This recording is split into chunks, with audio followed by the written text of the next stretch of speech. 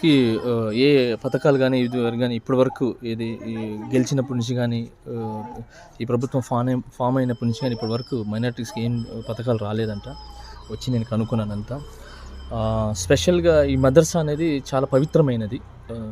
దీంట్లో ఖురాన్ చదివిపిస్తారు. సో ఖురాన్ అనేది మంచి చెప్పటం. సో దాంట్లో మంచిగా ఇప్పుడు నేను కూడా ఖురాన్ చదివాను కాబట్టి ఖురాన్ నాకు అంతో ఎంతో కొంచెం వస్తుంది. ఇది ఆ టైంలో నాకున్న తెలుగులోనూ దేంట్లో నుంచి చదివాను. సో మాకు అరబ్బీలో చదవడానికి మాకు కరెక్ట్ అయిన అప్పట్లో నాకు దొరకలేదు. సో అలాగా అరబ్బీలో చదవడానికి కరెక్ట్గా ఉన్న మదర్సాలు ఇవ్వాలి. ఎందుకంటే ఖురాన్ అనేది చాలా చాలా మంచి అది. దాంట్లో ప్రతి ఒక్కటి నీతి ఉంటుంది దాంట్లో. సో ఖురాన్ చదివితే దాంట్లో ఉన్న ఇది చెడు చేయొద్దు, మంచిగా బతకండి, మంచిగా ఉండండి అనే దాంట్లోనే ఉంటుంది. సో అలాంటి మదర్సాలకి ఇలా చిన్న దీంట్లో ఉండటం అనేది చాలా బాధాకరం. ఒక మైనారిటీగా నేను ఒక షేక్ జానీ భాషగా మాట్లాడుతున్నాను. దీనికి మాత్రం ఇది అసలు చాలా చాలా ఇబ్బందిగా ఉంది. చాలా వినడానికే అసలు బాగలేదు. ఖురాన్ అనేది చాలా పవిత్రమైనది. సో దీంట్లో చదివించేది ఖురాన్ అంటే అది అరబ్బీ చాలా చాలా వాల్యుబుల్. దాంట్లో మంచి ఉంటుంది, చెడు ఉండదు ఎప్పుడు.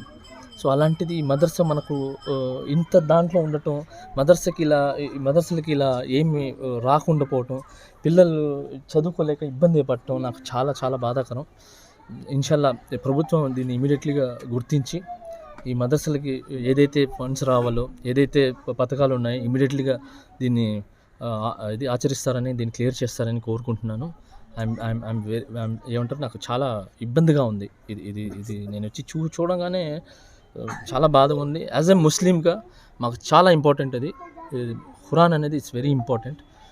సో అది చదవడానికి ఆ మదర్సాలు బాగా నడవాలి, మదర్సాలు బాగా ఉండాలని నేను ఫైట్ చేస్తున్నాను.